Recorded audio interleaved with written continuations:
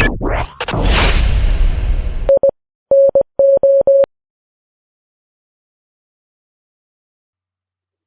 hello everyone. Welcome to the podcast session of Fishpoint Media. We are a digital marketing company, and we have a guest for today, Krish, the AI strategy consultant from Digital Passion Switzerland. And today we are going to talk more about the AI and their involvement into the marketing and how digital marketing agencies are taking uh, advantage of having an AI. So, hi Krish, how are you? I'm doing great, Shivam. Thanks for inviting me. And yeah, really nice to be here. So yes, Chris. So today, we are having this podcast on the topic that how AI is helpful for digital marketing and how it's been helping our day-to-day life into the marketing world. So as you are into the AI world from so long, and you every day you deal with all these things, so I would need your experience shared with all my viewers. So it's up to you now. Yeah, I think AI is really a big topic. We all hear it. A lot call it currently not only a trend, but maybe also a little bit a hype. But I believe that we are still underestimating it in general. Like what is coming is going to be very interesting. And yeah, it's also going to get its own body soon with robotics. So yeah, we have a very interesting time ahead with AI. Okay. So how you use AI into the daily life in your marketing because you are into the marketing from a so long and now after like you are being into the AI strategy as well. So how you take this care of the what type of tools you consider that we can use in our day-to-day life and to the marketing and so on. Yeah, so I believe there's like two areas. One is the day-to-day life of every individual. There's a lot of tools to use, of course, from the chatbots to the automation tools. And then on the other side, I think in a big scale, AI is also changing how we do marketing in general. Like I think that in the past we have done marketing to a broad audience, and in the future, what we will do is we will do marketing really for the individual. That means every individual will probably more and more get its own marketing communication, get its own marketing video. So AI will allow us to make a very individual communication, not only to each cohort, but maybe even to each individual. Okay. And also, like most of the time, my team have just asked me this, like, and they asked me, like, I should rate this question in front of you as well. When was the first time that you noticed that AI is going to have a shape in the marketing landscape? Like, when was the first you noticed that it's been starting? I think it was starting already a long time ago with Google because Google and Google Ads and also with Facebook and Facebook ads, of course, those run on AI since a long time. However, really us starting to use it outside of this, I think it was really 2, 3 years ago, really with just before ChatGPT came out, and then of course once ChatGPT came out, it's really started to take over more than just edge areas. Like I mean, for example, Zalando is using artificial intelligence in their search field for a long time, probably over 10 years. So it's a little bit a question which time we want to define. And I think really the broad application started 2, 3 years ago. Okay. So, Krish, when we have two types of tools, which is generally for AI of market audience research, we consider is let's say one is a tool that has been developed by another company, and the same tool comes with another company. They just claim that we are here to do audience research for the. So, how we can just choose which AI platform or which AI tool is good for this task? Like how we can identify that because there are so many tools every day they are introducing into the market. Absolutely, that is a big topic, and I think that it's different on an individual level and on a company level. Individually, I mean, you can just test out a lot of stuff, and then you see what you want to do. On a company level, I believe that it should be really the leadership, like the managing directors, the C-level executives, that define their AI strategy. And an AI strategy means first we need to know where are we going. What is the goal of this company over the next 2 3 years? Do we want to place us as the non-digital, non-AI company? I think in every area there will be like the ones that are saying we still do it on the complete human level. We're maybe more expensive than the others, or are we saying no? We want to completely ride the wave of the innovation. So that is the first question. Where do you want to go? Which products do we want to push? Maybe certain products we currently use, we already see will go down, so we have another focus. And then of course analyze the company and see where do we need AI on the short term, where do we have potential on the midterm, and which topics do we address on the long term.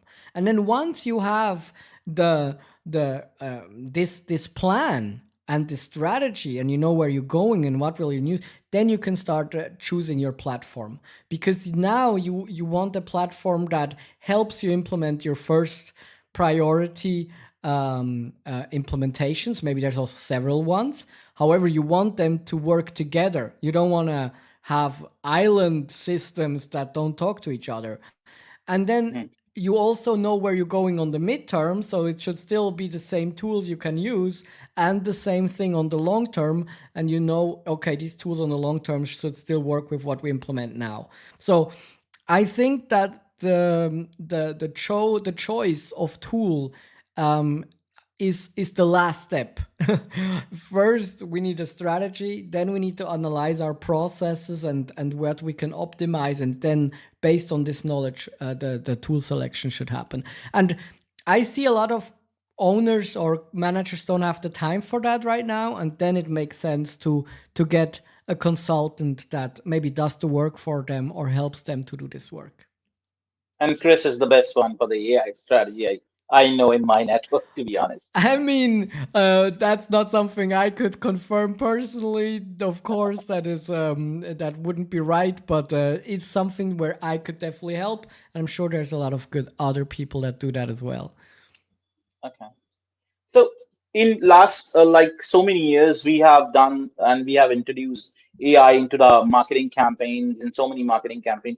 Does you seen a very good change into the ROI by using an AI? And what are those things and where you have noticed this? Like, is there any specific campaign that you have seen or anything that you have seen like when you haven't used or there was no use of AI before and now after the invention and the addition of AI have improved your ROI in some marketing campaigns? Yeah, absolutely. Also, the ROI can be improved. Also, this is not always the goal. Sometimes you just want to reduce workload on people, and Mhm. sometimes you also just want to make their jobs better, or you can assign them more on the tasks where really humanity matters, and take them off tasks where humanity doesn't matter, and an AI can do the job the same way or better. And yeah, there. You can do it in all kinds of ways. I would say that almost everything in the marketing area can be automated today. The question is less like what what you want to automate, and more like where is it good enough already to be automated. Like what is your quality standard, and can it already be done by AI? For example, if you want to produce content for your marketing, you can let the AI do that. And the question is it already good enough for you? Are you enough willing to invest to make it good enough, or do you still want to do it on the human side? Okay, great, great. So yes, because we here at Pitchfine Media also involve so many types of AI tools in our day-to-day life, which has been helping us in finding out the good audience and better audience, the exact audience that help us for the campaign. It's also helping several businesses, and I would say like when we were not using, like if I talk about 6 7 years back, when we were not using any AI tools, and the time when we are now using an AI tools has been like we have seen a drastical change. And yes, that's really helpful, and you have given really good insight. I have few more questions, and I will not take much of your time today. So I have few things. That one is the biggest challenge that you have faced within using the AI tools, and the challenge that was not before when you was not using AI tool for your marketing. Yeah, I think that what AI has brought to us is a more um, changing landscape. So before you could implement something and it was maybe running for a while like that. And like especially the Microsoft environments, you everything is backwards compatible, so you can use the same Excel sheet over generations of Microsoft Office, and a little bit adjustment, but you don't need to change everything at once. I think what AI is has changed is that was completely these rules were completely overwritten by a huge constant changing landscape that is already here and that is going to come even more intensely. I'm giving you an example.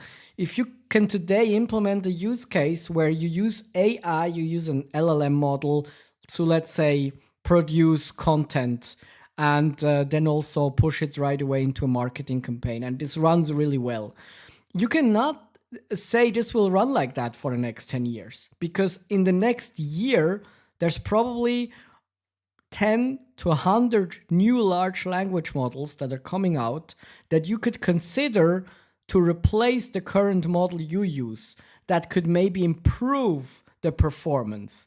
There might be even the situation where the current model you use is discontinued because a more modern model is it came up. So if you just have to replace that or want to replace that, you have to have someone who as like verifies which is the new tool that we want to use or the new LLM. How do we want to fine tune it? Is it still working the same way, or do we have to adjust our pre prompting? So things are going to change dynamic, or going to evolve dynamically, and everything you do is not something that you have implemented once and it works, but more it's like a continuous improvement process. It has a huge potential because that whole continuous improvement can get better and better. So it means your ROI can get better and better. Your costs that are reduced can be more reduced.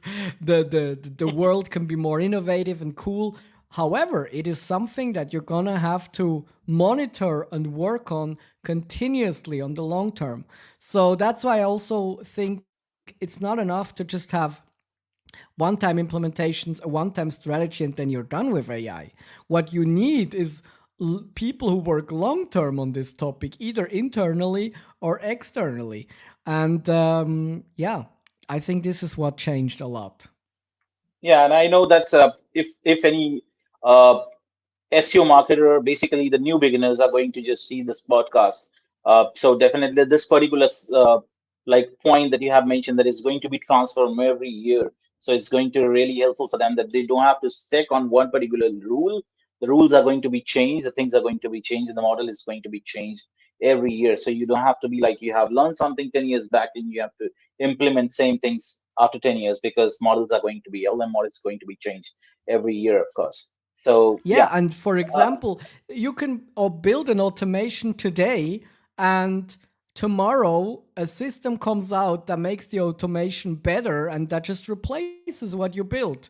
So this is cool, but this also means you have to constantly screen the market or have someone screening the market to see, do we stay with what we have? Do we improve it? Do we replace it? It's gonna be interesting. And some Yeah, some companies, I think, currently are still like kind of waiting it out, like, yeah, we're looking what the exactly. other people are doing, and Exactly. it's not, we don't have time, and maybe we want to be safe by not implementing. And I think what they don't understand is, by not moving, they are not safe. Like on the, I, I Exactly. think a lot of them like think the data privacy stuff, and that's how not doing something means they're safe. But that's exactly when you don't give any tools to your employees, that they'll use just any tools, and all the data is going to go out. So not doing something is the biggest safety risk, one side, Exactly. on the data side, and also on the innovation side, because it takes a moment to start working with AI until you really have an advantage. Okay, some basic work has to be done first, so that testing, knowledge increasing strategy that doesn't give you right away a return. And of course, you can say, I don't want to invest that, but others are doing it now. And the moment when they start taking advantage and start growing because of that, and you only start then with your basic work, it's not sure that you'll still be able to catch up. So I think right now people have not realized the race has started, and a lot of the competitors are already in front of you.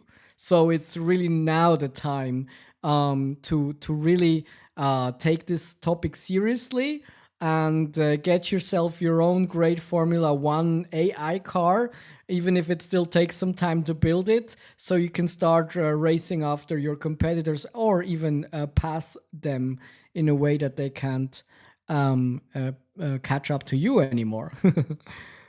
Exactly. So my next question is similar, like it's directly connected with your answer at the moment. Like some marketing, those who haven't started AI and just been living in the same old traditional way and working in the old traditional way, right? And they don't want to just come out from the process and but do not want to try this because they don't want to go with the new things. So like for example, let's say they want to try in some stage, like if they want to try from today, how they can just balance the AI approach as well as the human touch within the marketing campaigns. I think it Just is. Yeah. Again, I would say we would go first a step back to the strategy. It first, I mhm, think this is not something that the managing directors and CEOs can outsource to their team. They have to first decide on their strategy. How do they want to do it? And once we have a strategy, let's say the strategy is, yes, we want to also, this is not a strategy, but the general direction is, we want to use AI wherever possible, but we want to implement it carefully so we don't lose quality. We're only implementing once we have at least the same quality in the areas that we introduce it, where we had with human intervention or human work. So then what you start doing is you start analyzing the current process you have and where are the biggest pain points. You don't need to directly implement AI in an area where the humans love to do the work, right? That would not make sense. But if you have areas where the humans really don't like that part, and also it's maybe costly and so on, then you identify these areas, and then you really look into, okay, which options are to improve this specific process, and then you evaluate and you test, operate, test. You check if that works. If not, you use something else until you find that thing, that tool that helps you really get an advantage in this process step. yeah, that's a good way. I think like the for the new agency or smaller agency though who haven't tried the AI model yet. So yeah, they have to go with the stepwise step, and the CEO and the directors first have to just take the leverage of AI into their daily life, and then they can just use with their team. So it was a great answer, I would say. Uh, and my last question, I know I have taken much of your time today. So my last question is just for you, is that how you see AI after 10 years, or maybe what will be the future of AI into the marketing? Like, this is the Yeah, last question. But That's a very interesting question, and I think we have no idea where this is going. I can barely see the next 3 to 5 years. However, what I think is interesting is currently, if we talk about AI and a little bit maybe also the fears of people, and when there comes like some kind of let's say reactions, or where people are like, okay, yeah, AI is coming, but it will never replace this job, but it will never replace that job. And I think what in a lot of cases what we forget is AI is also going to get a body. AI is going to receive a body. So I'm talking about robotics. If someone goes down the rabbit hole of checking Yeah. out what robotics can do already today, yes, we are not yet there where we can build them in this amount and this perfection like a car, but this is coming. And when they can build walls like a human, when they can clean like a human, then a lot of work is gonna be can be done by robots, and that's also good. I mean, not every hard work. A lot of people have back pain when they're old because they worked so hard with their body. Was it if this is not necessary anymore? Great. So I think the big question of change is also going to be like, what are we deciding to do about this as humans? Is it maybe making sense that we don't work this much anymore? How do humans get money? Do we still need money in this and salaries in the same way like we have it now, or do we maybe adjust the system because a lot of what has to be done doesn't have to be done by humans anymore? Maybe this is an opportunity for us to have a more fulfilling life where people can actually do what they love to do, and where also, for example, in caretaking, people can really take time to love the people they take care of, because all the other aspects are taken care of by robots. They don't have to carry them, they don't have to, do the hard part. They can really focus on the emotional part. So yeah, I think it's a huge chance, a huge potential, a huge possibilities ahead for us as humans.